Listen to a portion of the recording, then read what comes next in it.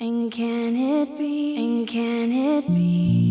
that I should gain an interest in the Savior's blood? Died he for me, who caused his pain? For me, who him to death pursued?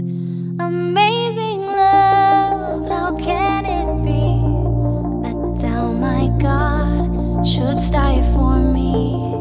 Amazing love, how can it be that thou, my God, shouldst die for me?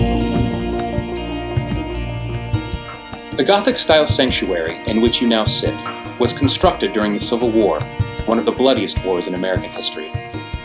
Reverend Albion Fellows writes, "While our brothers were away on the field of strife and the battle was still raging, we trusted that God would come and see us, and that we should be permitted to build this house for his worship and praise." It all began years before, as far back as 1793, before Indiana was a state, and before Evansville was known as Evansville. Methodists began moving into the region called the Indiana Territory. Immigrants traveled from Virginia and the Carolinas, from Tennessee and Kentucky, across the Ohio River into the land that would be known as Indiana. Among the earliest immigrant settlers were Methodists, and at the forefront were Methodist circuit riders.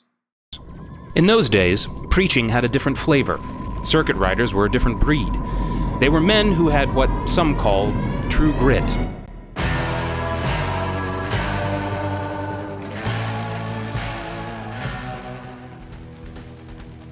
The Reverend Peter Cartwright describes a Methodist circuit rider. His travels, through storms of wind, hail, snow, and rain, climbed hills and mountains, traversed valleys, plunged through swamps, swollen streams, lay out all night, wet, weary, and hungry. Deer or bear meat or wild turkey for breakfast, dinner, and supper. This was the old-fashioned Methodist preacher. If not true grit, there was certainly grit. It was a rough life. 1 out of 6 died on the circuit.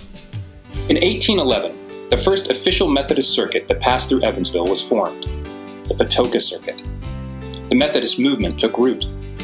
Not long after, local preachers and circuit riders were regularly making rounds to Evansville.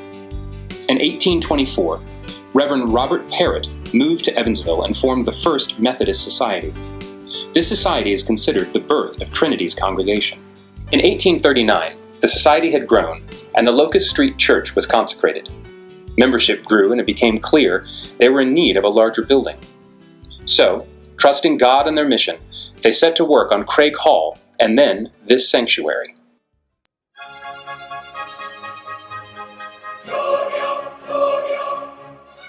Today, Trinity, built 150 years ago, stands as a towering monument, reminding us of our calling and heritage.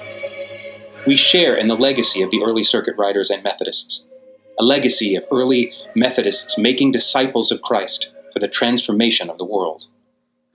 Through these years, a spirit of mission has emboldened Methodists, sending forth men and women with the courage to serve Christ.